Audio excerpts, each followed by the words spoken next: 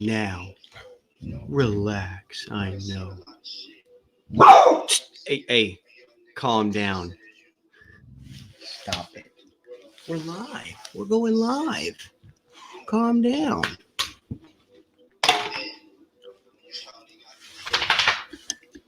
Just want to get this right.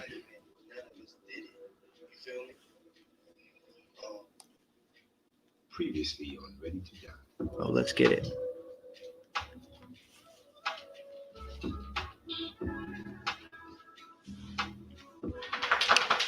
Never had a lot, this is all I need. Man, let's get this set up right. Light my way. Hello, everybody. How are we? How's everybody feeling? I'm trying to. This is my first time setting this up. Connor normally does behind the scenes.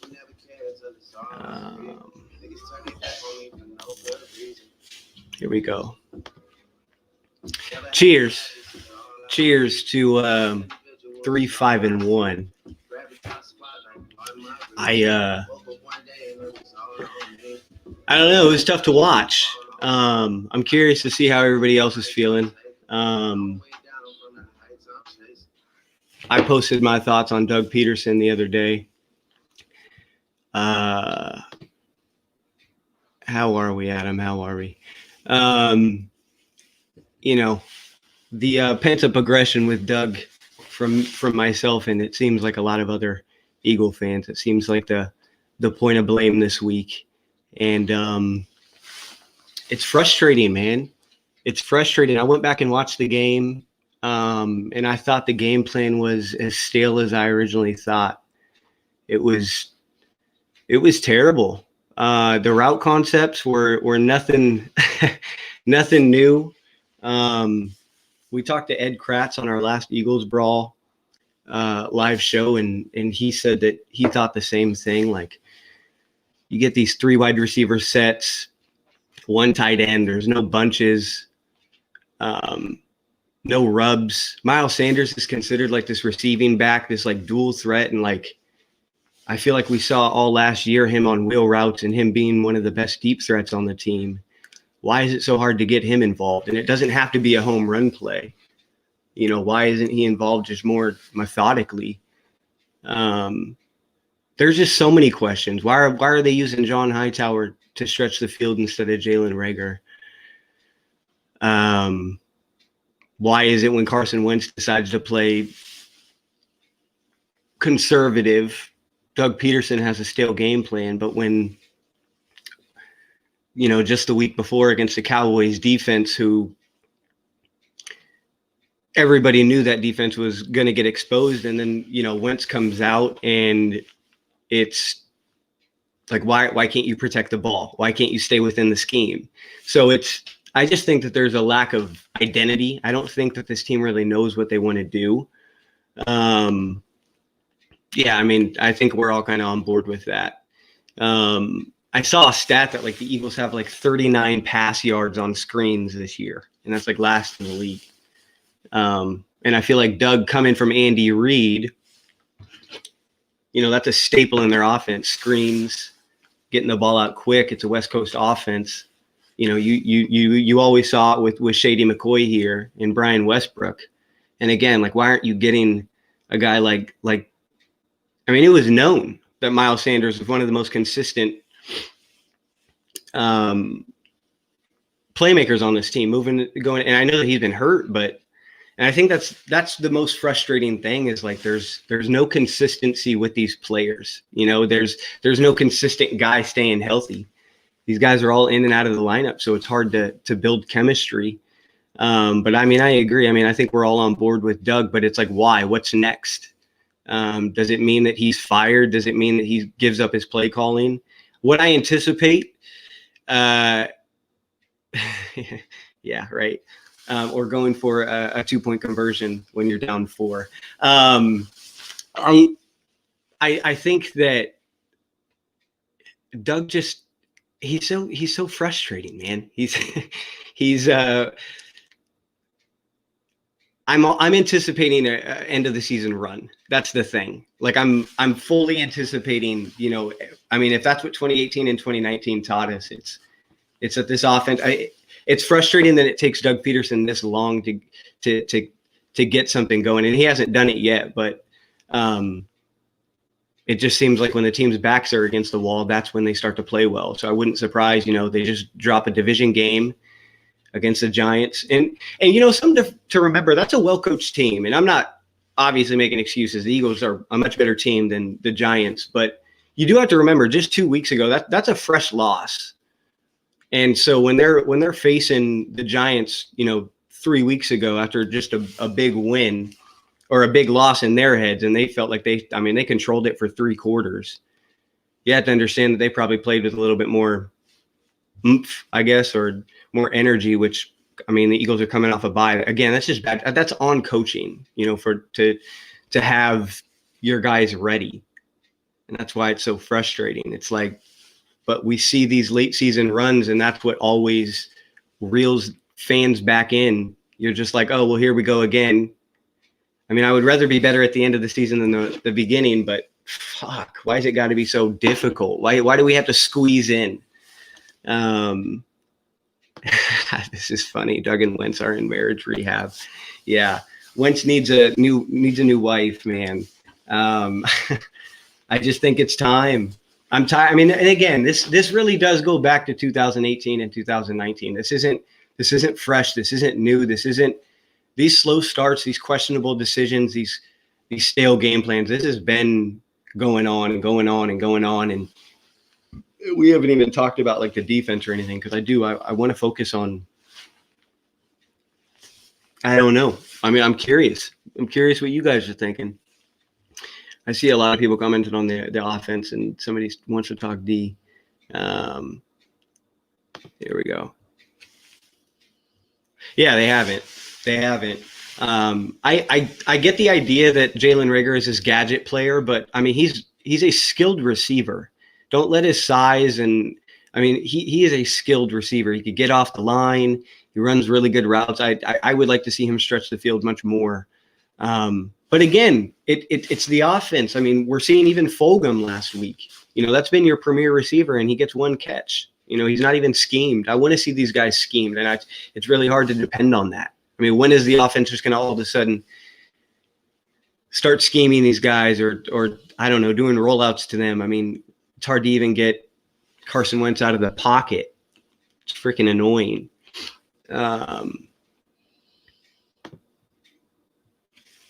No, I don't think Jordan Howard is a shot now. It doesn't make any sense. It would have made sense 4 weeks ago. I like Jordan Howard. If I got a notification on my phone tomorrow that the Eagles signed him, I wouldn't be upset. It's just, it's so late in the season. I feel like Miles, I don't know, because if Miles Sanders gets hurt, then the team is going to look for somebody. So I wouldn't be opposed to bringing in Jordan Howard. I like him. But again, what does it even do at this point? You're 3-5-1. Doug doesn't run the ball enough to rely on 2 running backs. By the way, can we talk about just like complementary football and like against the Giants? Boston Scott scores that touchdown, and then the defense just immediately gives up like a 6-play drive. That's a touchdown just right away. Like, this team just can't complement each other. Even when the offense starts to show something, it's just this is big. I agree with this. The second cornerback spot. Avonte Maddox, let's talk about some disappointing players. Avonte Maddox has to be on top of that list. Him and Javon Hargrave. My goodness. Avonte Maddox, it's a shame that his dreads aren't helping him cover receivers a little bit better. No, but seriously, my gosh, he's been so bad. And then if you want to talk about more disappointing players, I think the biggest reason the Eagles let up last week on defense was the run game, and a lot of that is Javon Hargrave. Where has he been? That was one of the most exciting signings of the offseason. I hyped that up, and I could eat some crow, but that's been like the most disappointing thing. And I think that's playing into Fletcher Cox not being as dominant as we're accustomed to. that's been the most disappointing signing or the most disappointing player other than Carson Wentz, obviously. But Javon Hargrave's been incredibly bad this season. And what the weirdest thing is, typically you see the unit, like a defensive line as a unit, struggle. But the entire Eagles defensive line is playing so well this year. Brandon Graham's having a career year. Josh Sweat's having a career year. Derek Barnett's having a good year. Malik Jackson's having a good year. And like, Javon Hargrave is just non-existent, and he's getting paid $13 million. I mean, yeah, there needs to be some frustration there. Hey, Aaron, I appreciate it, man. This is the first time that I've been by my lonesome, and yeah, I'm trying to get the show going and just talk about some frustrating shit that's happening, man. The season sucks, but I want to talk about just the overall team. I want to talk about Howie Roseman. I want to talk about Doug. I want to talk about Wentz. I don't want to hide anything. There's no narratives or agendas here. We're all freaking fans, and we want the most or the best from this team. So 3-5-1 is gosh darn disappointing. I'll tell you that. Yeah, Davion Taylor, I mean, everybody wants to see something new at the linebacker position because they've been ass. But Davion Taylor isn't it. He's exciting. He's fast. He's quick. I get the, you haven't seen him so you want to see him, but he's not ready, especially in this scheme. So if the defensive line isn't playing well, like they have the last 2 weeks, then you're going to see a linebacker essentially get left on an island. And Davion Taylor's not there yet. He was never, to me, I never expected a role from him in year one. And I don't think that was any realistic option for him to get some playing time in year one. So this is where I disagree. We don't need to blow it up. The Eagles don't need to blow it up. I understand it's frustrating right now. Now, I mean, if you mean the coaching, then I agree. I think it's time that the Eagles get rid of Peterson. Has to give up play calling and sorry. Peterson has to give up play calling and Schwartz needs to go, obviously. So if that's considered blowing it up, then I agree. But I don't think that Doug needs to be fired. It really just depends. Here's what people need to understand. Doug Peterson was brought in after Chip Kelly, and he was brought in to be this emotional, like the emotional response almost for the locker room. So it's, when are we going to move on from that culture? Because it seems like Doug's kind of getting played out in the locker room, if I'm being honest. We don't always draft projects. That's not true. Davion Taylor was absolutely a project, but Miles Sanders wasn't a project. It really just depends. I didn't think that Davion Taylor should have been selected in the third round. I thought it was a little bit of a reach. But you can't get mad at the pick like now. Like, I understand getting frustrated about it then, but you can't get mad about the pick and then be like, well, I hope he produces, and then get mad when he doesn't. So I understand, but the linebacking core is going to have to be addressed next year. I still think it's salvageable based on the defensive line. If this defensive line plays well, the linebackers are hidden. And that's how they won, even when they won the Super Bowl. You don't need to have this. Obviously, it would be nice to have a Fred Warner back there, but it's not going to happen. What do I expect against the Browns? I expect the unexpected, man. I don't know. I wish I could be confident. How could you be confident in Doug Peterson? It's tough. I don't know what Carson Wentz is going to show up. Doug Peterson could have an amazing game plan, and Carson could shit the bed because he seems to be doing that. So it's tough. I don't know. I do think it starts with the run. If you stop the run, that Cleveland Browns offense is pretty average. You make Baker Mayfield think, and he'll struggle. So I do think the Eagles have a chance. I don't think the season's over by any means. I think that there's a real chance that they could catch some fire just like the last 2 years. Do I think Carson is the problem or Doug? Who is the bigger problem? I think it's definitely Doug Peterson. Look, it's tough because even the quarterbacks that can hide flaws on a team, Pat Mahomes, and we don't even know, but let's put Russell Wilson and Aaron Rodgers in that realm. Those two guys, we've seen them also look average or above average. I don't want to like disrespect them because they are GOATs. But when they don't have a run game, or when they don't have an offensive line, or when they don't have a coach that is helping them, they struggle. And what's nuts to me is we can absolutely point blame to Carson Wentz. But if you're going to go to this extreme of, well, now you need to talk about moving on, now you're just being a dumbass. Like, let's be realistic. Let's be critical, but let's be calculated. It needs to be calculated. Carson is absolutely struggling, but we've seen him play at such a high level outside of the scheme to where there's just, it would be like, I promise you, there's no way Jeffrey Lurie, like if Jeffrey Lurie saw this question, there's no way he would not say Carson Wentz. Or excuse me, Doug is the bigger problem. Carson is the more important piece moving forward. You don't move on from a 27-year-old franchise quarterback that has shown that he could, first of all, get you a first-round bye week and also win you big games. And then we saw last year him win with not that much around him. That is everything you want in a franchise quarterback. So to think to move on from that, that's nuts. So then, even if, let's say, Carson was the bigger problem, we know Doug's play calling is an issue. You don't just keep somebody because the quarterback's the bigger issue, you know? So, and by the way, everybody who says, well, Doug's won a Super Bowl without Carson Wentz, I really hate that because that playoff run was dictated by Carson Wentz. He set that playoff run. So Nick Foles was very average except for 2 games. He played well against the Vikings and he played well against the Patriots. Now, it being the Super Bowl, but it was 2 games. It wasn't like this like long period of time. Anytime that Doug has had Nick Foles for a long period of time, he struggled. So don't say that he's like played this consistent football. He hasn't. He showed flashes just like Carson Wentz has. We're not talking about fantasy. Nick Chubb may have a good game. I mean, I do think that the defensive line is going to come back. They typically do. Jim Schwartz rarely puts back-to-back bad games on film. So the Giants tore the Eagles up this past week.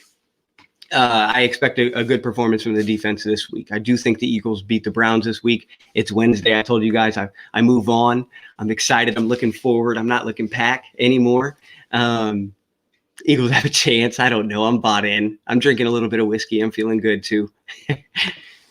Yeah. And you know, Darius Slay had a really bad, I guess I shouldn't say really bad game, but for, I guess, our expectations, that Giants game was probably the most tough of, since he came to Philly.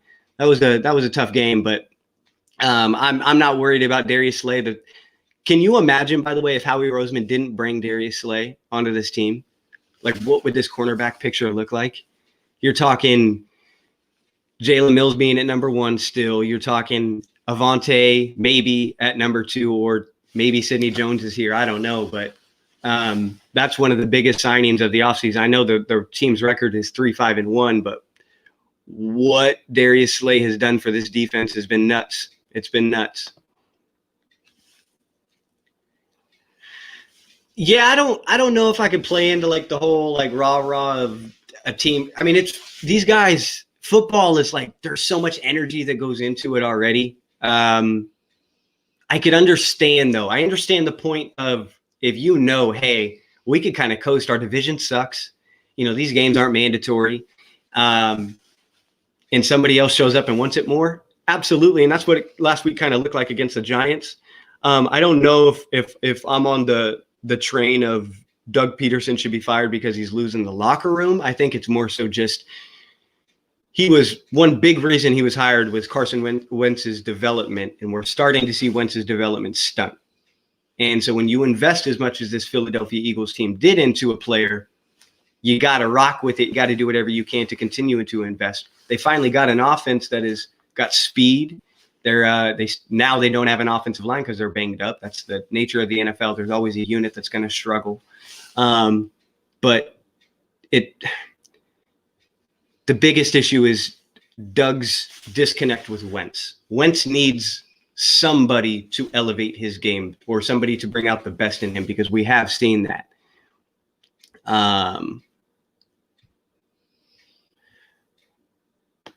It's way too early for this. I don't know. I know that the Chiefs OC is one intriguing name, but it really just depends. There's so much. We need to see what the roster looks like. We need to see if this season moves forward. Because there is a real chance that this team wins 3 of the next 5, and I don't know. They're sitting at, I don't know, what is that, 5-7-1 or something like that. But at the end of the day, if this team hosts a playoff game, they have a really good quarterback who's struggling now. But if you get your defense playing well, it's really hard to just ignore that fact. I know you don't like riding the end of the season momentum, but the season's definitely not over. I know that sucks, and everybody wants to kind of just be like depressed and stuff, but the season's still going on. Actually, let's go to this one. I like 4-3. I like 4-3 defenses just because I think the 3-4 is dictated entirely on your outside linebacker, and you need him to be able to rush and cover. And if you don't have a game-changing one, then I think your 3-4 defense sucks. I shouldn't say sucks, but it could be average. So, like, for instance, when the Eagles changed to the 3-4, Brandon Graham was kind of that outside linebacker / hand-in-the-ground guy. He was awful in coverage, though. So a 3-4 defense, I think the Eagles are very versatile. And also, you got to understand, too, you're rarely in base now. There's so many matches or mismatches that could be had. So it's I don't know how true there is a 3-4 4-3 other than that, like a rover linebacker. 3 to 7 games we win is my 3 out of 7. Yeah, I think they end up like 6-9-1, 7-9-1. I think 7-9-1 is realistic. They get the Cowboys, they get the Redskins. God, it just sucks that the team is already relying on that. It's frustrating. I also want to talk about Howie Roseman a little bit. Because I am Howie Roseman's biggest defender. I'm somebody that I think that everybody criticizes him way too much. Oh, that's good. Howie Roseman deserves some blame for sure, but I don't think that he's near the hot seat. If you were to ask me, like, to rank hot seats of Doug Peterson, Jim Schwartz, Howie Roseman, Carson Wentz even, I think Carson and Howie are pretty similar. They're sitting pretty cold when Doug and Jim's seat is heating up. But Howie is, I think his biggest issue is definitely drafting. It's not like a hidden secret, but I do think some of the things that he's done in the draft goes unnoticed. I think that he landed a franchise quarterback just 5 years ago, and he had to move up for him. And I think he moved up from pick 13 or 14 or something like that. So that's not easy to do.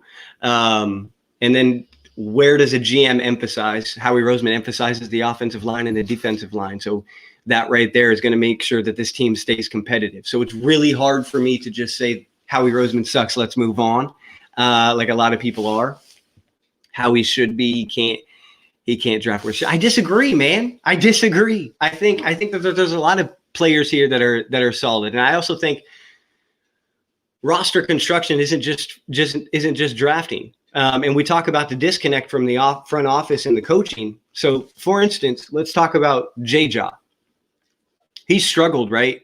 So we're like, hey, he's a bust. He's this and that. Who's to say that J-Jaw is actually a really talented player, and he just didn't get proper coaching because he had Mike Groh and I think Greg Lewis was here for a year. There needs to be. It's tough because some positions are continuing to fail at the same spot in drafts. Cornerback for the Eagles seems to always struggle no matter where they're drafted. First, second, third, fourth, fifth round, doesn't matter. Offensive line and defensive line seem to thrive when the Eagles select them in the first or second. Now, I don't want to talk about Marcus Smith, but you get my point. A lot of times it's dictated off the scheme. It's dictated off how are these players going to be put in position. I don't think J.J. ever got a realistic chance to succeed here. So I think that some of these guys, Andre Dillard is already listed as a bust. I don't think Andre Dillard's a bust by any means. Jordan Mailata was brought in. That's a Howie Roseman move. Jack Driscoll was brought in. Like a bunch of these O-line reserves that were brought in, it's on Howie Roseman. This team could be much, much worse with how much injuries they were hit with. And so to think that this team could have been like, there's no way if they didn't have Howie Roseman in the last 2 years, I don't think they make the playoffs. I think he's responsible for a lot of depth. Now, I do think that there is criticism. I do question the J. Jaw pick. I did originally. But I mean, again, people are now already questioning if Jalen Reagor was the right pick or if Justin Jefferson should have been the right pick. And it's like, well, why are we already doing that? Because we know why. We know why Reagor was picked. Reagor was selected because he could be a field stretcher, and a lot of people didn't think that Justin Jefferson could. That was for their opinions. I never thought that he couldn't play outside. I thought he was equipped for that. But drafting we live in an era where people want instant gratification, and some players just don't develop that way. Davion Taylor was not going to develop year one, and anybody who expected that, that's just unrealistic expectations. You can't have that. So it's tough. There needs to be a balance. Howie has not been one of the worst drafters.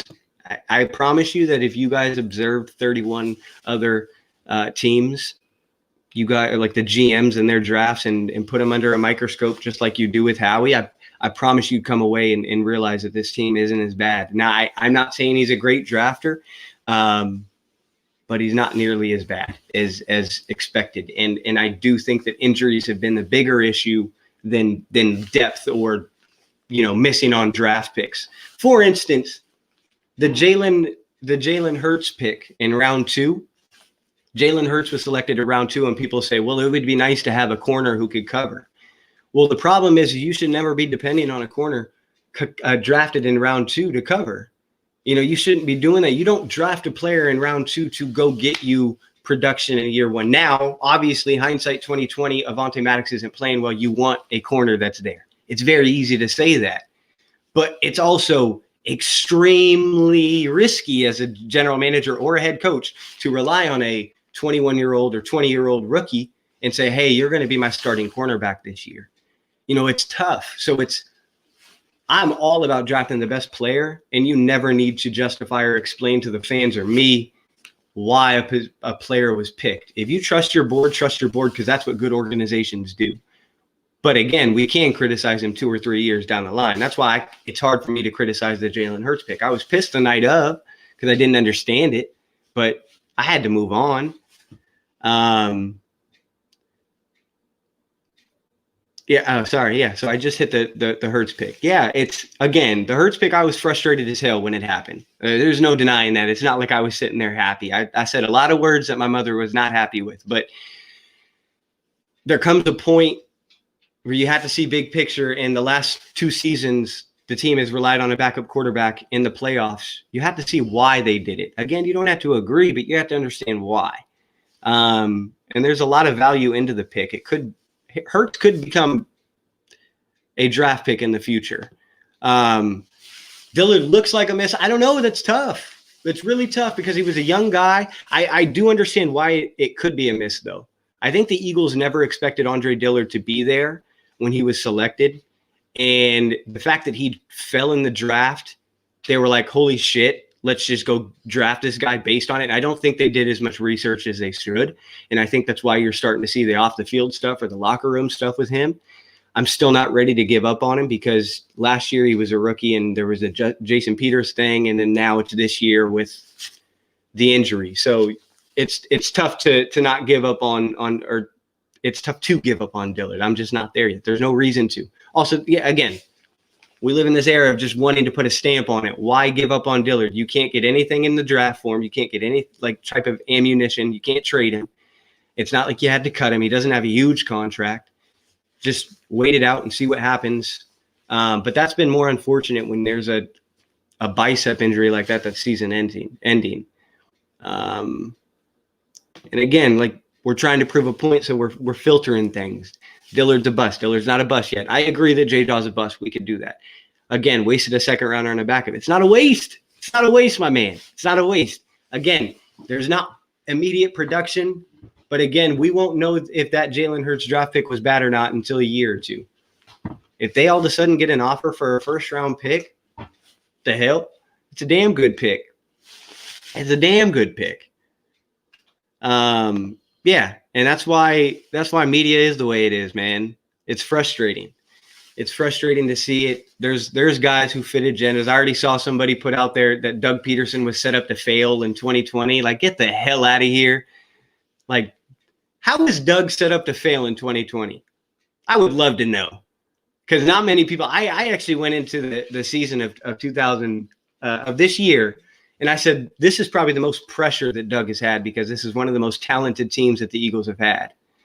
So,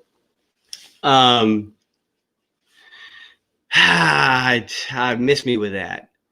Yeah, I can't. I'm not saying that draft picks can't have immediate production. I would love it. Hopefully Jalen Reagor has immediate production. I'm not saying that, but if you go and also this actually defends my point. Miles Sanders was selected in the second round. They went into the year with who was the starter? Jordan Howard. Jordan Howard was the starter, and they kind of slowed Miles Sanders into the game plan, and then by the end of the year, he was the lead back. But again, you don't go into the season. It would be different if there was a second round cornerback selected, and you were like, hey, we're gonna ease you in, and then by the end of the year, I mean, look at Jalen Johnson in Chicago. That's a guy like that's playing like at an all-pro level this year. It's tough. I love Jalen Johnson coming out, and if the Eagles would have taken him in the second round, I would have been ecstatic. Shit just happens, and it's also scheme-based. Who knows if these guys are going to play well in Philly? And that's going to be an evaluation for Larry. I think the most difficult thing for the Eagles is figuring out who is the biggest issue and what is the biggest issue. Because if they get rid of Peterson and they get rid of Schwartz, but they decide to keep some assistants, or if the new staff, like, I'm curious on how Leary handles this, because typically Jeff Leary will put his hands on this type of stuff. And I mean, this is even last year when they scraped into the playoffs before they did, there was that, I think Leary came out and said, yo, like, I'm not happy with this team. You know, changes may need to be had. He's got to be thinking the same thing. This team, like, I mean, we all somewhat expected that. We knew there would be struggles. We knew the season was going to be short, but this is, even if the team gets into the playoffs and hosts a playoff game, I mean, it's been disappointing as hell. That's why Jalen is bad. I don't know what that means. I don't know if you're talking about Reagor or Hurts. I'm assuming you're talking about Hurts. Again, I was just as mad as everybody on draft night. I understand you have to see the big picture with why they did it. It was a player that they felt was really good and couldn't pass up. You got to do it. You got to do it. You got to do it. Yo, I was thinking about this the other day. They do. But the thing is the Bears have Ryan Pace as a GM. And if the Eagles had Ryan Pace as a GM, most fans would not be Eagle fans anymore because Ryan Pace fucking sucks. Like Matt Nagy and Doug Peterson, they're both from Andy Reid. They're both struggling with play calls. Matt Nagy just gave up play calling. And I wouldn't be surprised if Doug Peterson does by the end of the year if this continues. But yes, I agree. Chicago, it's a very good parallel. I'm curious to see what they do too. The only difference that they have too is they don't have a quarterback. The Eagles, that's the most beautiful thing, is like whenever the Eagles do decide to move forward with a new head coach, and I hope they do, because I think that they just need a fresh start with Wentz. The most exciting thing is you're going to basically be like, hey, what is your plan and how are you going to get the most out of Carson Wentz? And that should be Jeff Lurie's decision on who's the next head coach is.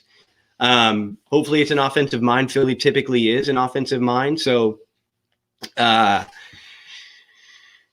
a lot of excitement. I mean, I don't know if they go to like the college ranks. I don't know. I really want to see what this team does in the next 2 weeks. If they just shit the bed against the Browns and it looks like they just have no hope, then I think we'll get a much quicker answer. Something I don't like is this. And I'll tell you why. I think that is just leaving too much similarities. He's a West Coast guy. I think Carson needs a fresh start, fresh looks, new playbook. None of this like trying to tag him along, because that's what the Eagles have kind of done. They've kind of protected Carson Wentz ever since he was drafted. Break the chains, let him go. Like, let's get it going. This guy has a huge arm. He's mobile. He's athletic. I'm tired of seeing it. I'm tired of watching this offense where it looks like they're chasing the chains. That's what I said to my friend the other day. This team chases the chains. It could be 2nd and 8, and it seems like these route concepts are 8 yards. They're trying for the first down. They're not trying to score. You remember Chip Kelly said touchdown, first down, check down, or something like that. There is none of that. There is no trying to score a touchdown. It's freaking annoying. That's I think what has caused most of my frustration with Doug is the lack of the shot plays are predictable. They always come from a play action with a heavy set. There's never shot plays on random, or it could be like a 2nd and 2, and the Eagles will QB sneak it. Why are we QB sneaking? Why are we fighting for a first down? It's nuts. Like oh man, I don't know. I wish I had answers. Who was the last Pro Bowler besides Cox? I don't know who the last Pro Bowler was. I don't fucking know. I don't know. I know they have a Super Bowl in 2017, though. Zach Ertz may have been, somebody said. Good for you. Why are we going for 2? If somebody can explain that to me.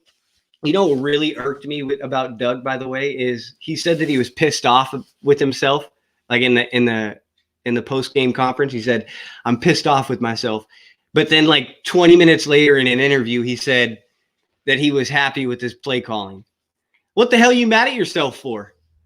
Like what are you mad at? What are you pissed at? If your play calling was good and you went for 2 down 4 that you justified and blamed it on the people upstairs, what the hell was good? What did you do good against the Giants? Like, bro, I just don't get it, man. Doug is irritated. That's what it's different if Doug sucks in post-game conferences if he's winning. But if he's losing, that man is so fucking annoying. He is so fucking annoying when the team is losing. It's like, you make no sense, bro. Like oh yeah, this guy's day to day. He's day to day. All right, we'll see him in a month. Like, I don't know, man. I'm tired of Doug.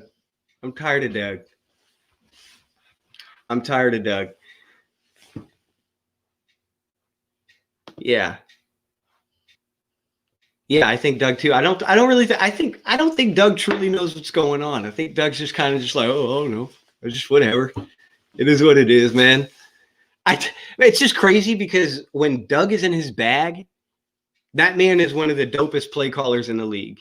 Like, he's one of the dopest play callers in the league when he's in his bag. But it's so ugly when he's not. Like, when he's not in his bag, he's awful. That route combination on the 4th down, it was literally 2 streaks and 2 curls, bro. Like, who in the meeting said, "Hey, you know what, coach, that's a damn good idea. Let's run 2 streaks and 2 curls, and I think that's going to work on the 4th down. Let's target James Bradbury, their best corner." Like, it's frustrating, bro. Frustrating. Controlling what? I don't think he's involved in the game plan at all. But yeah, break that down a little bit, because I'm not sure what you mean by if Roseman is. Sorry, I'm gonna peek at my phone real quick.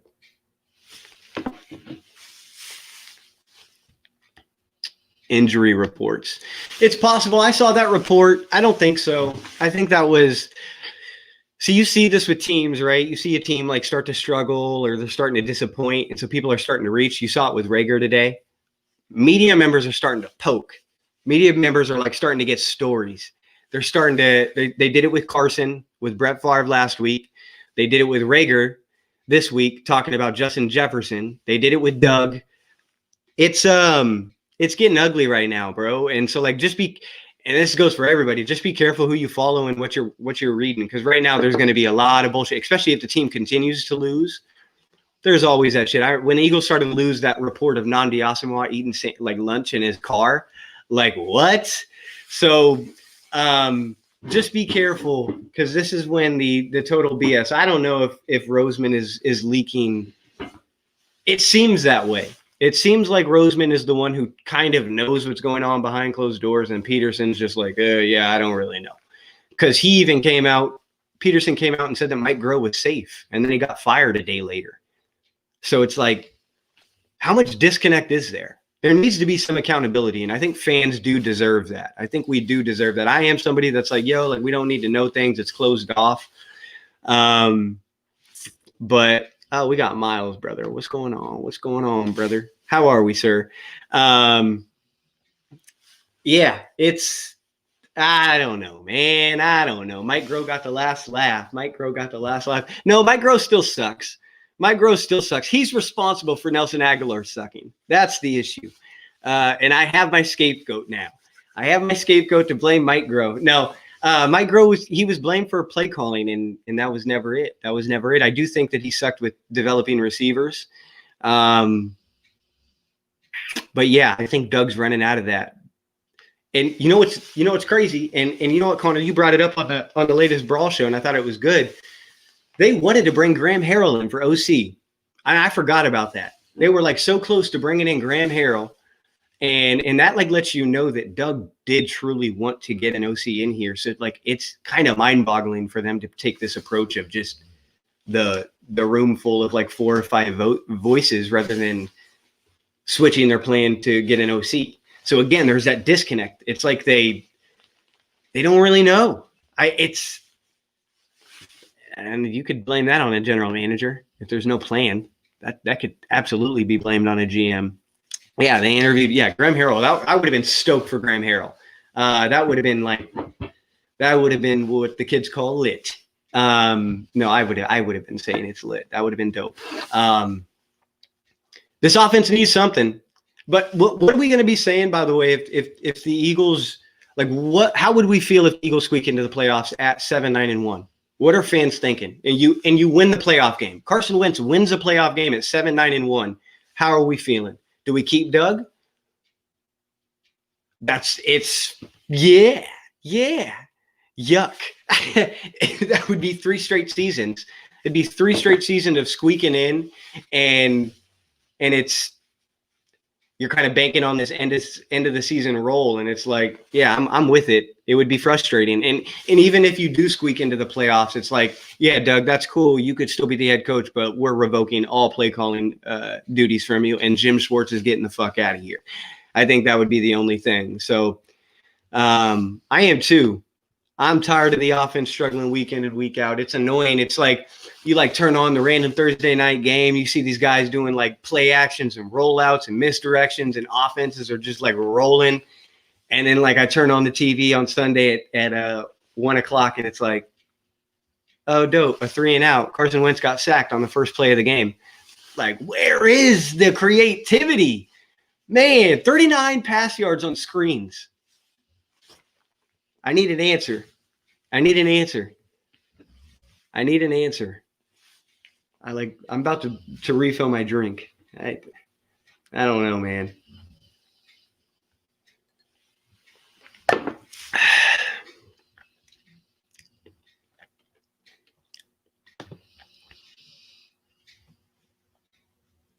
Miles Sanders. Do you guys think I saw fans say he was better than Josh Jacobs. Shout out to Connor. Do you guys think with the smoke of Miles Sanders being, or with the Eagles wanting to draft J.K. Dobbins in round 2, do you think that Miles Sanders is like this like 3 down, 300 touch running back? Because I just don't think it is. I don't think Miles Sanders is who we like thought he would be. I think that he's perfect for a role for 15 to 20 touches, but I think he's much better with a Jordan Howard or a bruiser with him. But yeah, I mean, going back to Doug and the play calling and the running. I mean, it seemed like every time Miles Sanders touched the ball, he was getting chunks of 8 to 9 yards. And he did answer that question. You're right. I'm just curious on it. It's frustrating when you take a running back in round 2 like that, and now it seems like they still have to invest in something in the running back position. Obviously, Miles is still a year 2, and he could develop into something more.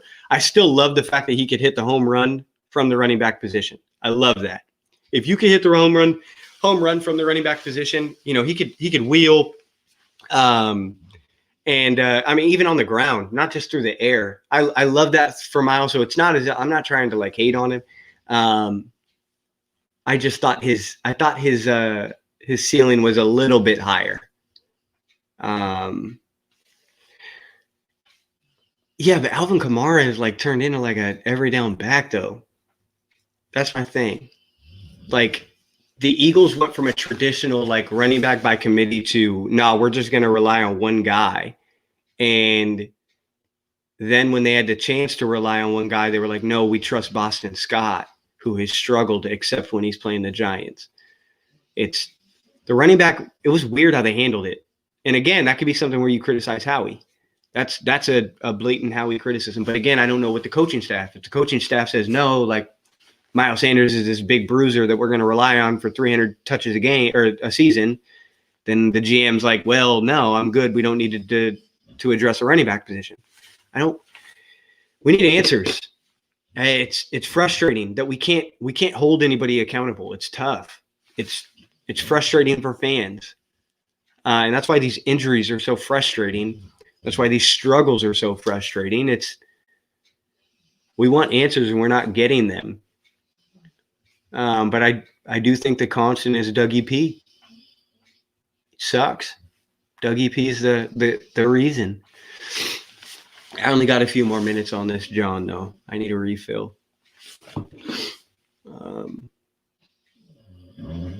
I appreciate everybody joining. It's been a blast. It's been fun. I'm going to do this more often. Howard did clear waivers. The Eagles, like I said, it's really hard to be motivated right now at 3-5-1. Incredibly hard to be motivated at 3-5-1.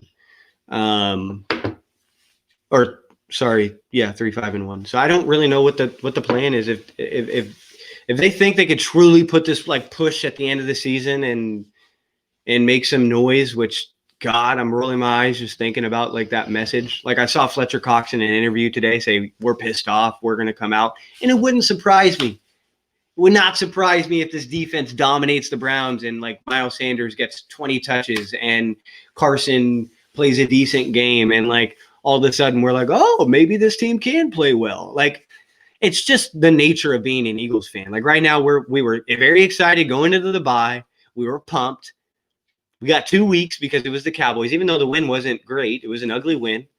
We're like, still, we got 2 wins in a row. We get a bad Giants team.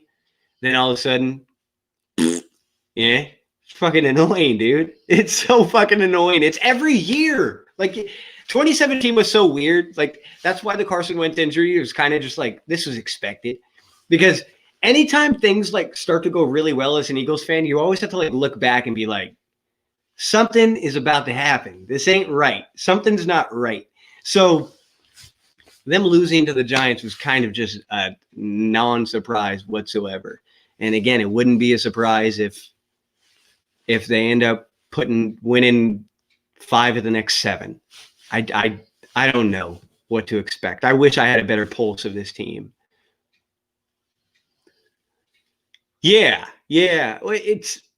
I agree. It's a great thought, but when Miles Sanders comes out after the game and says stuff like, "Oh, I was tired," or "I was trying to get my win back," or Doug says stuff like that, it's like, because Deuce does one of the. I mean, other than Jeff Stoutland, Deuce Staley's one of the more intelligent coaches, or one of the better coaches on the Philadelphia Eagles staff. And so when him handling the rotation, if I see Boston Scott or Corey Clement getting a carry, I'm typically just like, all right, deuce knows. So if I agree with the idea of Miles getting 20 plus touches a game, it's I don't know. He should be manufactured the rock, and it shouldn't just be through the run game. They should be getting him involved in the intermediate pass game a lot more. It doesn't just need to be these wheel routes going for 40 or 50-yard bombs. Get him involved on just like deep outs or option routes, or even like Darren Sproles, like little option routes underneath. It's just, I don't know. Are the Eagles going to beat the Browns? Probably not. Probably not.